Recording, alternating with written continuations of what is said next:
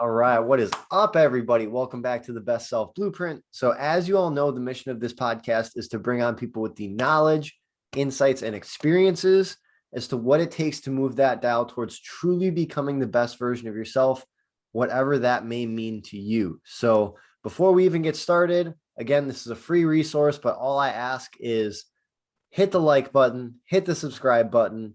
If you have questions throughout, that's why there's a comment box. Ask me, and today's amazing guest will happily answer anything. But we want to get this in front of as many people as possible. So before we even jump in, just had to say that. But now it is time to bring up the next guest. So this guest is an intuitive authenticity coach. Her focus is on helping people build abundance in their lives by being themselves. And she does that through deconditioning, human design, and manifestation. Since making the major shift from acting in New York City to life coaching, she's helped well over 100 clients create more self-awareness and alignment in their lives, which I'm guessing is part of the reason you tuned into this show. So you might want to pay attention. Her vast knowledge on a wide range of topics around pursuing your best self is exactly what this podcast is all about. And so it is time to hear from her. Stacy Keele, how you doing? Hi, I'm great. Thanks for having me today. You bet. It is my pleasure. Like I said, I kind of went down the whole rabbit hole of saw a quote from you that I really liked, went to your page, realized I liked every piece of content that you were putting out. So I just had to shoot my shot, and it worked. So I Thank you. think the most natural place to start, because I didn't know what this was until I researched it through you talking about it, is what is human design? Human design is a predetermined map of your energetic DNA.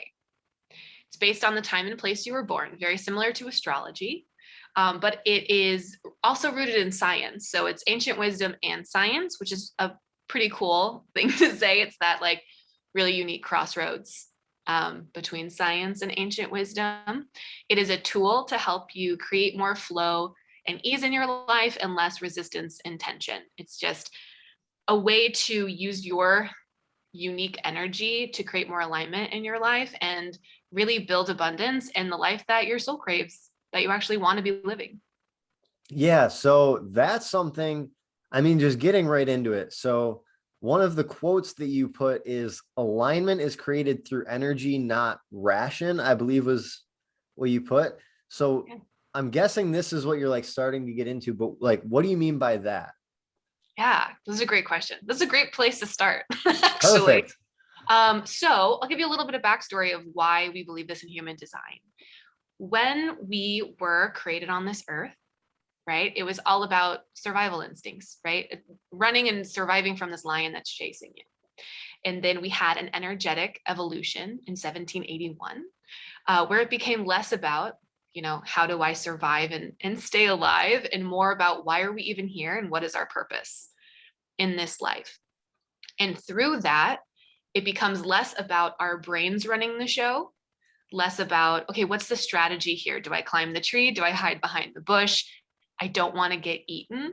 And more of, okay, what is my energy telling me? Because in human design, we believe that your energy knows the way. Your energy, what lights you up, what you are excited about, those are green flags, right? About I need more of this. I need to be leaning towards that. And when our brains get in the way, sometimes it starts to rationalize a little bit more. Well, what makes the most sense, right? Where's the pro and con list? How do what is it these pros or these cons, as opposed to just saying, what do I actually want to be doing? When I stop and I get quiet in my own energetic body, do I want to go on a walk? Do I want to sit in front of this computer and watch this show? Or do I want to sit down and do the things that I quote unquote should be doing? Right? So all of these things. So alignment is created through your energetic body, listening to what you actually want to be doing as opposed to what you've been taught that you should be doing. Does that make sense? It does. And I feel like you're a good person to ask this. So my theory around that is that, like physical muscles, like, the more bicep curls you do, the stronger your bicep will get. I feel like it's the same thing with this intuition or intuitive connection with this energy body, right? This energy self. Is that something that like gets more in tune throughout practicing it? And then on the flip side, like, what does it take to really start to like redevelop or just develop for the first time that connection with that intuition? Because I feel like for a lot of people who haven't really tuned into that, they do have the pros and cons list for everything and the Yeah. shoulds. Mm-hmm. It's a very quiet whisper that gets drowned out very quickly. And so how do they learn to like catch and hold on to that whisper and keep allowing it to amplify in volume until it really is like just a genuine flow of connectivity? Yeah. Well, like anything in life, right? It's pattern repetition, right? When we want to change or shift a habit, we interrupt the pattern and we create a new pattern, right? And then we practice that habit until it becomes muscle memory, right? According to your analogy, it's muscle memory, right? We build that muscle. So when you look up your human design chart, which you can do on jovianarchive.com, geneticmatrix.com, myhumandesign.com, you will get your body graph, which is your chart. This is your energetic blueprint, you could say, right? Just like your best life blueprint. Blueprints everywhere. And on that, you will have your type, which is how your energy is meant to show up in the world. You will have your strategy, how you best create opportunities for yourself, and your authority, which is how you best make decisions. So everyone will make decisions in a different way, but still energetically. For example, I have a splenic authority, which means my intuition is, my money spot. That quiet voice that says, yes, do it, or no, don't do it, run, right? Turn around, don't, exit the circus or whatever it is. I don't know why I said circus, but I did. Hey, we'll roll with it. So for me, right, it's about learning habits or learning activities that really help me get in tune with my intuition. Grounding, right? Putting your feet in the grass. Meditating is huge for me. So I can get really used to listening to that inner voice. And then it's about experimentation, right? Trusting it. Saying, the next time my intuition speaks to me, trust it, follow it, see if that creates more alignment for you, right? Write it down, revisit it. There's another authority that's about sacral authority, which is all about that visceral gut feeling. So as opposed to that tiny intuition voice, this is the big I want that feeling. So learning how to trust your gut more. The next time your gut says, I want that, you go for it and you see if it leads you down a road of abundance, like what comes from it, right? And then there are a lot of different authorities, but I'll use this one for example as well, an emotional authority, which means you do need time to make the decision because you will be riding an emotional wave throughout the day, month, year, whatever your wave is. So you're meant to make decisions from a very calm, cool, collected place, not from an emotional high or an emotional low, but when your energy feels very stable and very steady, then experiment with that. So I do have a question about you're using the word trust, which I think is a very apt word. Another word, would you use the word surrender to it? Because I feel like it's possible to like, I trust that my friend thinks this restaurant's a good idea, but I want to go to this restaurant. So I'm going to go here. Or like I'm surrendering to the fact that like my friend wants to go here. So we're just going to go there. I feel like it's like you can, and I'm speaking, I've in the past, like I've trusted it. And at the same time been like, but that pros and cons list is like, it's so rock solid. I have to do it. And now I'm to the point where more often than not, I'm not going to say I'm 100%, but more often than not, I'm able to surrender to it and just say, okay, like you haven't steered me wrong yet. So let's surrender to it. Is that a pretty apt way of describing it as well? Absolutely. Absolutely. Surrendering to it, allowing it, right? Don't question it. Don't judge it. Just say, okay, this is what I'm getting. Let's go down that road, see what happens. Yeah. And then Okay, so that's the kind of 101 of the human design. I want to start kind of stitching the three together that you talked about with deconditioning, human design, and manifestation. So Yeah. human design, I actually didn't know that it was science based. So that's actually pretty cool to know. I'm going to have to dive deeper into that. What is your, like, let's say someone comes in and they're like, I don't know anything about how to manifest. I don't know what the process looks like. What do you run people through to start being able to actually manifest? Yeah. So the first thing is getting really clear on what you actually want. Sometimes when we ask that question, well, what do you want? People say, well, I don't actually know. I don't know what I want. What do you mean? So that's the first step, right? Getting clear on what you actually want. And from when I say what I want, it's important to really think of it from a soul place versus an ego place. I learned this from my spiritual mentor, Kelly Morgan, and it shifted so much for me in my manifestation game and just living a more joyful life. When we think about manifesting a sum of money, we'll say, oh, I want to manifest $10,000. Okay. Well, is that coming from a soul place or an ego place? Do I want $10,000 so I can experience more financial freedom so that I can, supply this thing for my family so that I can have more of an impact, right? For me, if I had a $10,000 coaching client, that means I have $10,000 worth of impact with them, of life-changing impact, as opposed to an ego point of view, where it's, I want $10,000 because I want to feel powerful, because I want people to look at me and say, look, she did that. She's significant, right? She's rich. She's wealthy, right? She manifested this lump sum of money. Like, oh, she must be XYZ, right? You see the difference of those? Yeah, absolutely. And I feel like too, even behind those egoic answers, I think if you do dig a couple layers deeper, you will find there is still a soulful answer hiding within the context of it. Like you talked about the egoic, like I want to make this $10,000. Let's just say I want to make this 10K sale. Like you were talking about, like single client, 10K, boom, throw it down just because like it'll make me feel like rich. Okay. What about making you feel rich is so desirable to you? Well, I've found that people who are rich, like more people like them. Okay, so are you feeling lonely? So do you want to attract like true connection with people?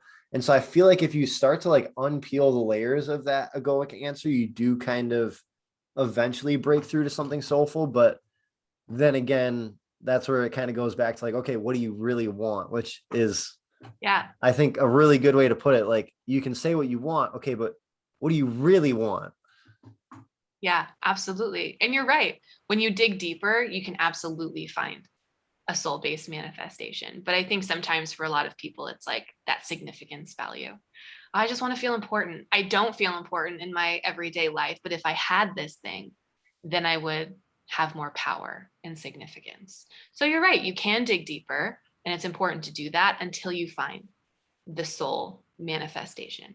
And then the second thing that we do is we really focus on our habits of thought, feeling, action, and consistency. Because I think in the spiritual sense of manifestation, it really does live kind of in these upper realms of, well, if I just think about it, it'll appear on my, front lawn. It'll just float down from up above. And that can happen. It can. It's happened to me before. Where I've just been like, oh, I want this thing. And then it appears, which is absolutely crazy. But it does happen. You're that powerful. But if we want it to feel more grounded in the physical plane, really focusing on these habits of thought, feeling, action, and consistency can manifest them in the physical plane faster and more accurately, right? And we really miss out on the habit of action, I feel. We don't say, okay, well, where is source, God, whoever, illuminating the path to take action to get the $10,000, right? We don't ask that question. We just say, well, where is it? Yeah, when Why I think isn't it here? so I'm again, my purpose of asking is to, in my own head, start to like stitch these together. So like you were talking about, I feel like when you combine this physical manifestation of like TFAC, thought, feeling, action, consistency, I feel like that's where it starts to stitch together with this human design aspect of like, if you're an intuitive person, the action you should take is like, once you have that clear, like, what do you want? Going back to the 10,000, let's say we figure out it's a soulful, pure reason you want that 10K. Okay. The action to take now is surrendering or allowing that intuition to guide you towards the right things to do to lead to that 10K. Is that how those two start to intertwine a little bit? Yeah, absolutely. And another way that those connect that I really focus on. So I have a group coaching program all about manifestation. I'm actually in the middle of it right now with a great group of ladies. And I do teach some human design in that group coaching program. And the reason for that is because we are, and this brings in the deconditioning aspect as well, that we're all taught to be the same, to achieve success the same way, right? To go about anything, right? To have that life force energy, to be doers, right? We equate doing with achieving. And in human design, not every energy type is a doer, right? I'm not a doer. I learned that. That's why I'm no longer doing the acting game in New York City because it made me physically sick. I developed chronic illness through pushing myself so hard every day and not aligning with my unique energy type and not allowing myself that rest. And so, what we do in my group coaching program is we take a look at our open or undefined centers in human design. We have 9 energy centers in human design. When they are defined or colored in on your body graph, that means you have a more reliable source of energy there. You're pushing that energy out, conditioning other people. Where you have an open or an undefined center, those will look white on your chart if you're looking at that, or if you've looked it up, you're listening to this. This is where we take in other people's energy and we magnify it. So that energy is not authentically ours to have. This is where we are very conditioned. And so when we're born, stick with me here, it has a point. When we're born, our auras are very clean, crisp, and open. And we live our designs with ease, right? We're able to use our energy. We do what we want to be doing. We play, we have fun. And then as we grow up, we start being told who we are, how to behave, right? How to be successful, how to build abundance, how to have a good career, stay in the same job, the 9 to 5 until you're 80 and you can retire, you're 60 and you can retire, whatever that is. All that conditioning starts to block up our aura energetically. So when we do this deconditioning work, we can then like pop out this crap from our auras to create more of a direct line to source energy to call in the life that we crave. Okay. I know that was a lot. No, that's actually, that's a topic I've been focusing on a lot is actually, so I want to make sure that this will air in time. Yeah. So for people in the area, when this airs, like a week after this airs, me and one of my good friends are hosting a workshop all about what you're talking about, where we call it like the mask that you wear. So as you grow up, every layer that comes between you or your true self and the world that experiences you, including you experiencing you, it creates this barrier of entry because there's this should, like you talk about, like stop. Yeah, I think you said like stop shooting all over Stop yourself. shitting on yourself. Yeah. And so if you don't have that consistent practice of really analyzing, like, okay, am I allowing my truest, purest light to shine through, or am I creating these barriers of entry that are now showing other people someone who's not actually me? And I think the way I explain it is like with a flashlight, it's the most bright when it's just the light. All of a sudden, if you start putting like sheets of paper in front of it, it starts dimming the light. And I feel like it's the same thing with our energy. The more open, true, real, raw, authentic you can be around everyone at all times, or at least having like a community of people you can truly be vulnerable with, your light's going to get dimmed by all these barriers of entry. So I absolutely love what you're talking about on that.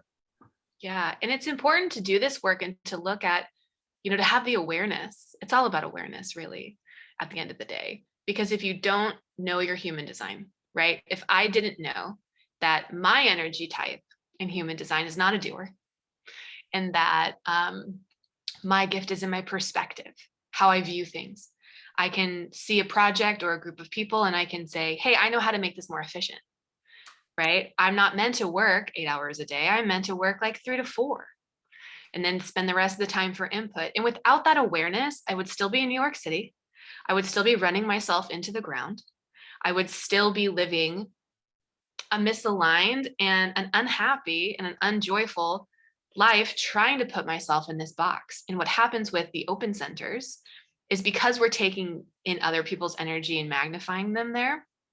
For example, let's say our heart and ego center. That's a good one.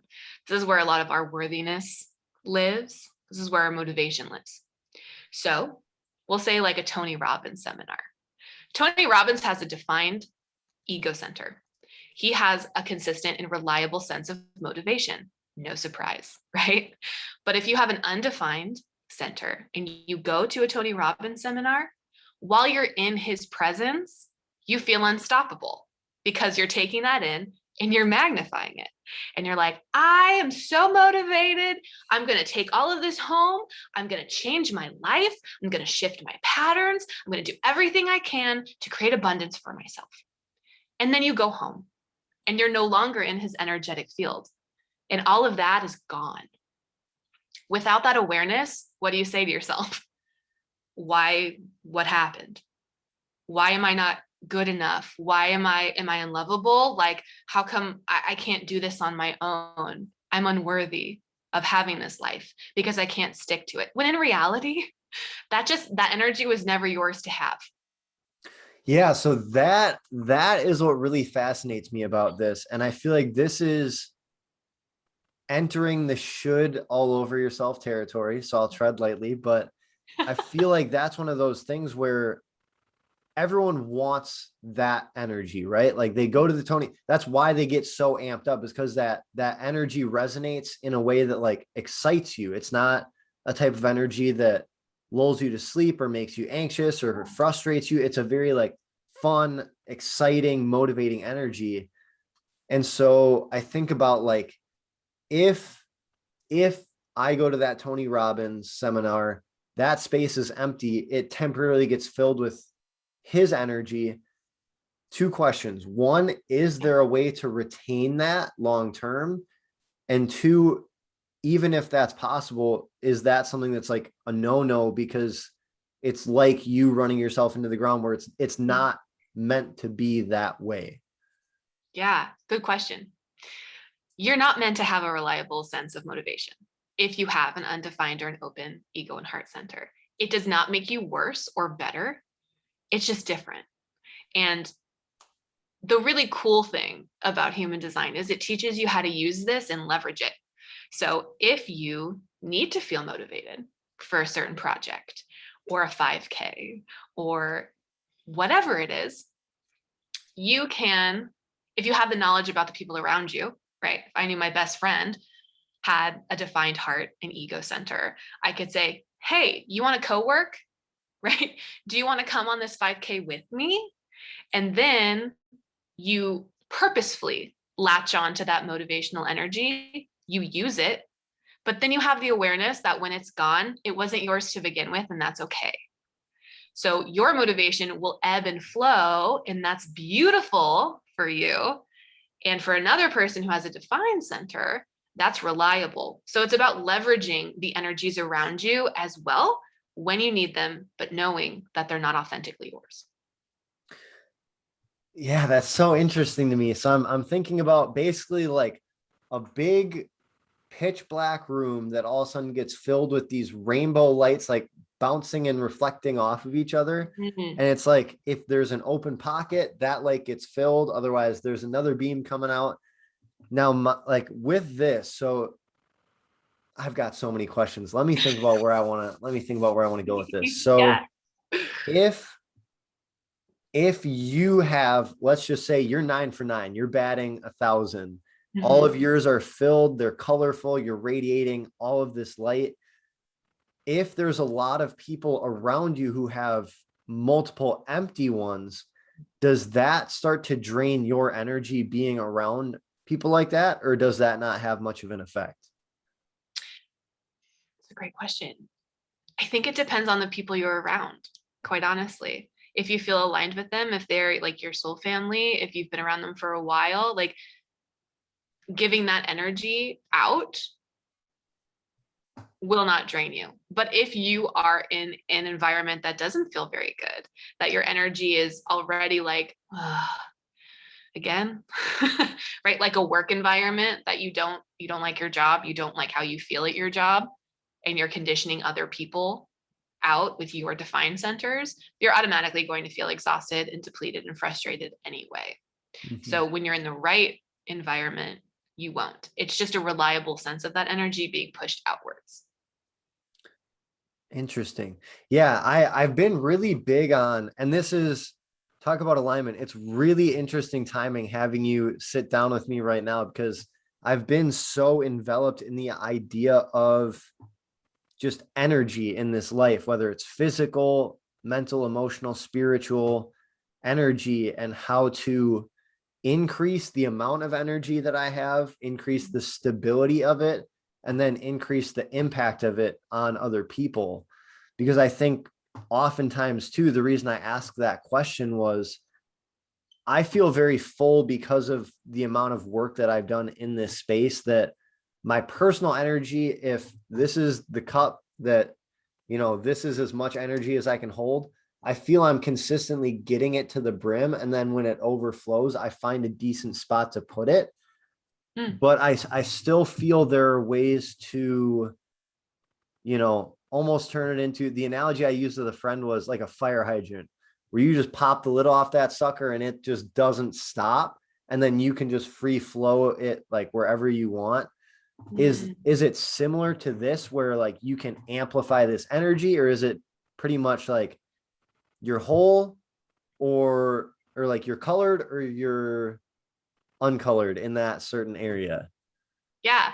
So this leads me to think that it's more of what you're doing, what lights you up, as opposed to how much energy you have. So the more we lean into what we love to do, the more we lean into what lights us up, what brings us joy, what excites us, the more energy we create within ourselves. So in human design, there are 5 energy types. The most common is a generator.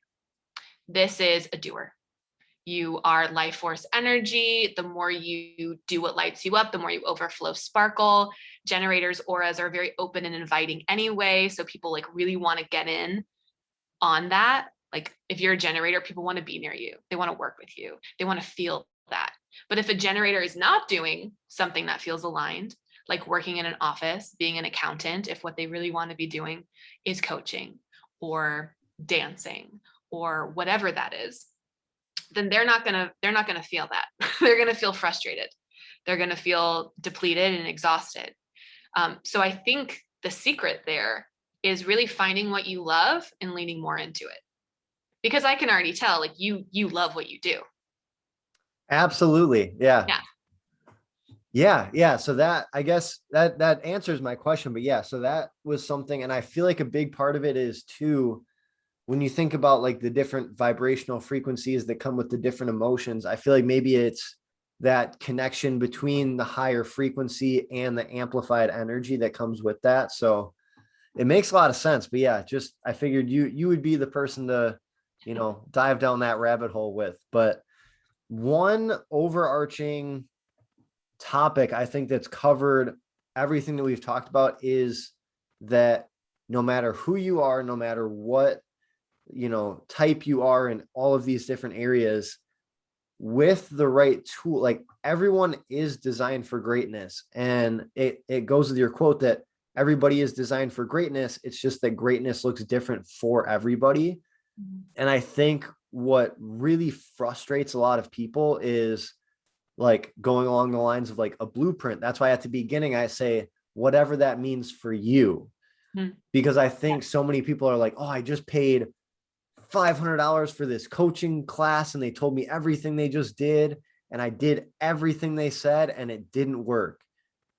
That's because it was for them. It worked perfectly for them based on all of this data, all of their experiences, their personality traits, all of this bundle that just happened to cultivate for them in their life.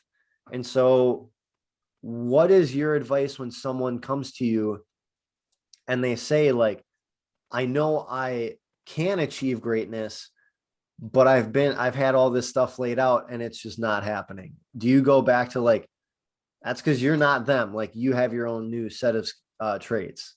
Yeah. And that's something I really value in the work that I do with human design and manifestation. Like in my manifestation course, we do some EFT, energy freedom technique tapping, to help clear your meridian pathways about your limiting beliefs, because you can't manifest a life you don't think you're worthy of living, which is important. So everyone chooses their own limiting belief to overcome.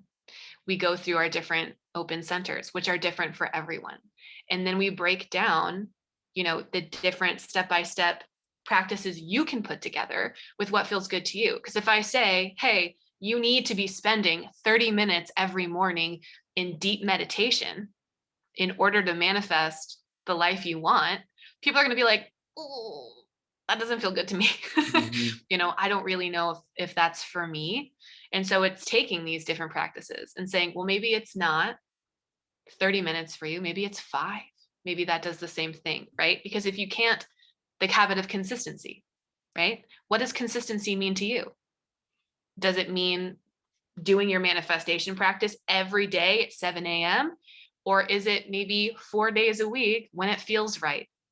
Right? It's all about raising that energy, the frequency, to align with what you want to attract. And so if something feels bad to you, don't do it. Like that's what I teach my clients, especially in human design. If your energy is not there to do it, don't do it. And of course, there are realities of life, right? We have to pay our bills. We have to have a roof over our head.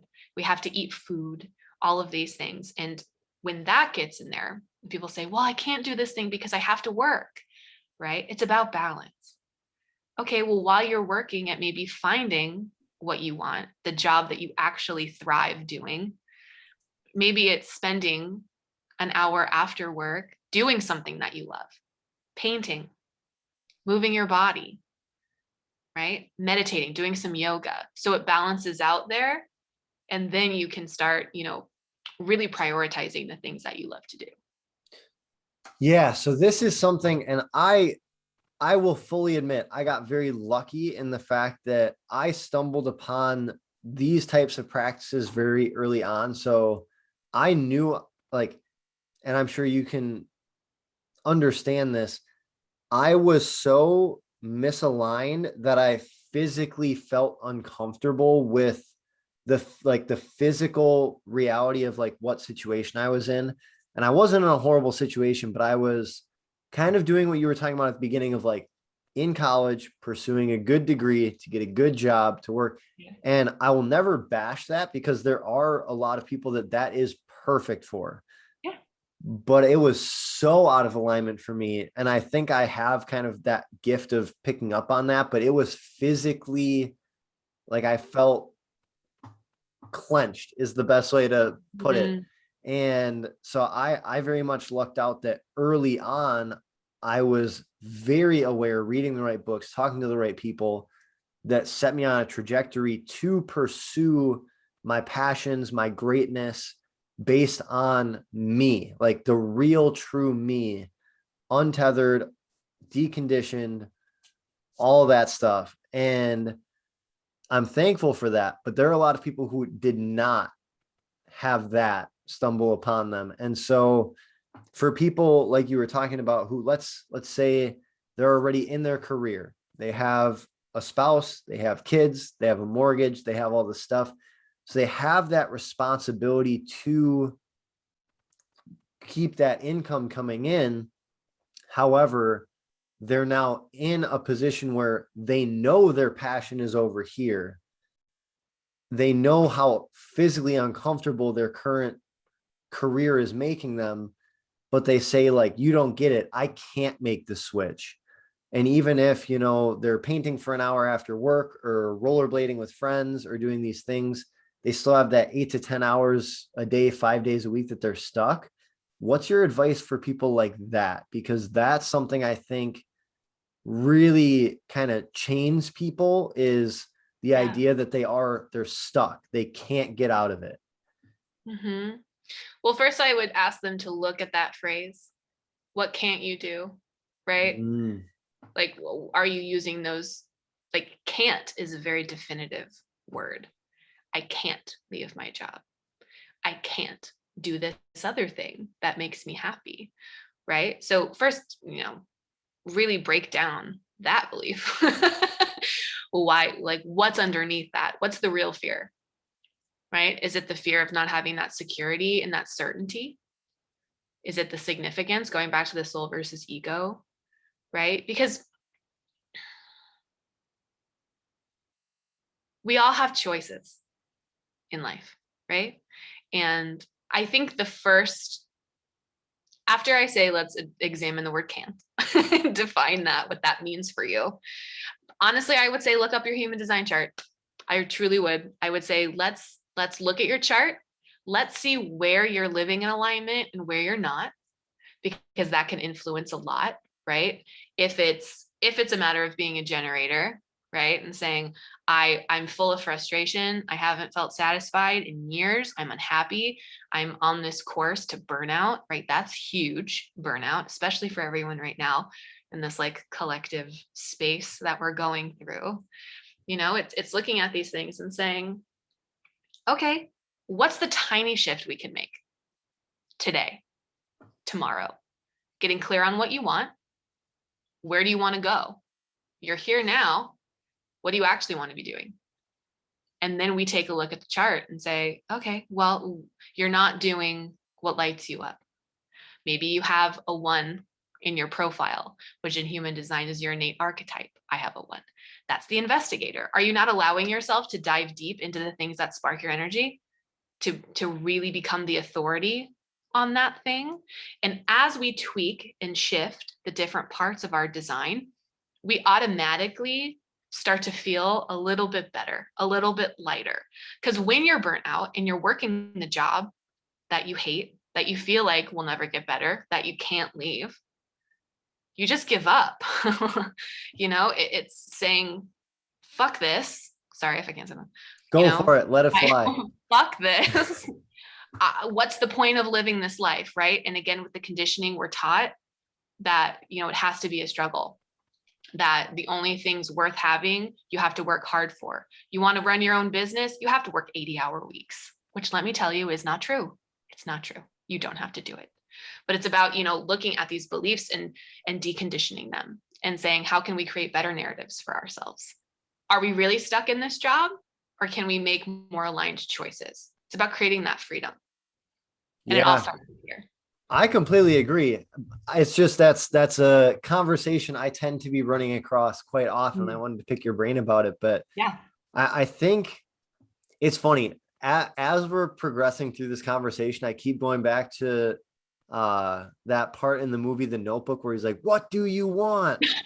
Like, that's what I keep thinking about, where it's like you really do. I think, kind of boiling it down for people listening, like, it starts with identifying what you actually want and like understanding why you want it, identifying the awareness of like what you truly are and what you bring to the table in this life. And then the third thing is like just believing that you're actually A, capable, and B, deserving. And I can guarantee you right now, I'm going to look, you listening, you are capable and you are deserving. That's just not even a question.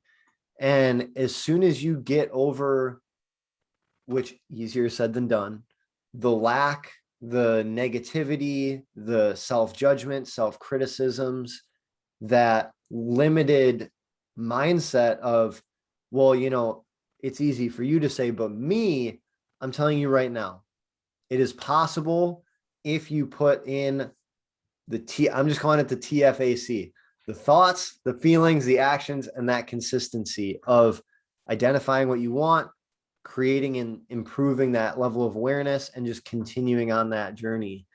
But yeah, so just go for it, like get started, which by listening to this, obviously you're already started, but I really think this was a very powerful conversation for people who haven't given themselves the permission yet to really go for that life of actual abundance. Like not just the life that's tolerable, the life that's okay, but like the life that really lights them up and allows them to live as the true them.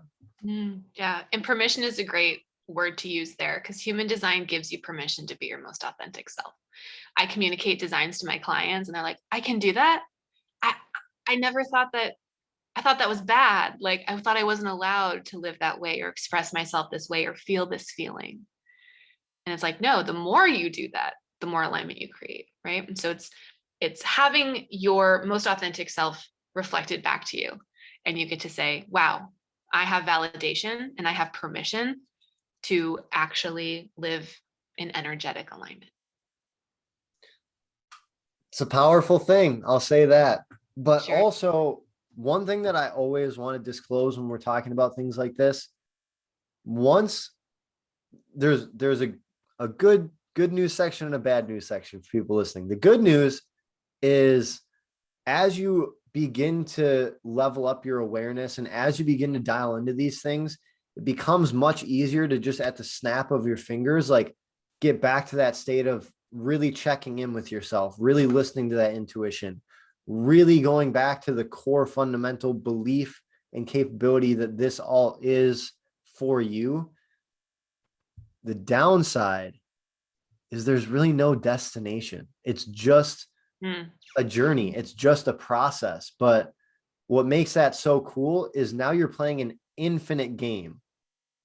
So there's good news for the bad news. So I'll sandwich it with that. But wow, this was awesome. I really hope that we get another round of this, because I have more questions coming out of this than going into it. But I always end with one last question, and it's for you. Are you ready? All right. Right now in your life, what is the next step in you pursuing your best self? For me, pursuing my best self is getting back to moving my body Okay. in a way that feels good. Um, yeah, I would say that is the next step for me right now. Is getting back to the joyful movement. Um, Speaking of conditioning, I grew up conditioned that exercise meant X, Y, Z, right? I had a very traumatic, this is another story for another time, but I was basically told in 7th grade athletics by my coach that if I couldn't run, if I wasn't a good runner, I wouldn't amount to anything. Wow. All right. And that's young too. Wow. Yes. How can you tell a 12-year-old girl that?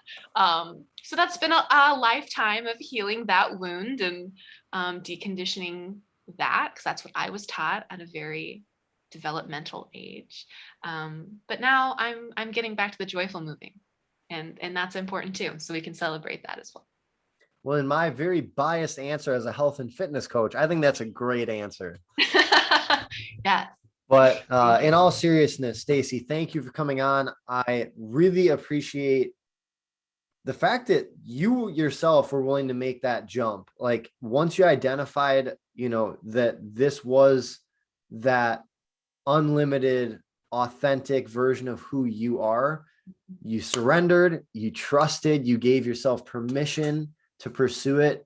And it's turned out pretty well for you, if I can contribute that comment. But Thank you. also just the fact that you didn't just use this knowledge for yourself. You were the epitome of like, learn from someone ahead and teach people behind. And that to me is one of the most amazing traits someone can have, is not just hoarding knowledge to create power for themselves in their own life, but amplifying the power of virtually everyone you come in contact with, your clients, your friends, your family, strangers who bump into you. So I really appreciate that. I appreciate you coming on, taking the time to talk about this stuff with people, share your insights, and just everything that you do and everything that you represent. I appreciate it. Thank you. It was a joy being here. Anytime. All right. I will take that. All right. So that is it for everybody listening. Again, this is a free resource, but if anything we talked about benefited you or could benefit someone that you know, that's why there's a share button. If you have questions or comments, heck, if you disagree with either of us on something, I'm up for a good debate. Oh, yeah. That's why there's a comments section. And if you enjoyed anything that we talked about, that's why there's a like button. And I will have plenty more guests coming on in the future. You can subscribe. I try to keep it on a weekly basis. With race season, it was a little off, but we're getting back to a weekly schedule. So thank you everybody for tuning in. As always, it is so inspiring. Anyone who listens to this, it proves that there are people out there devoted to improving in all areas of life. And I can't even express how much I respect that. So thank you everybody for tuning in, and we will catch you next time.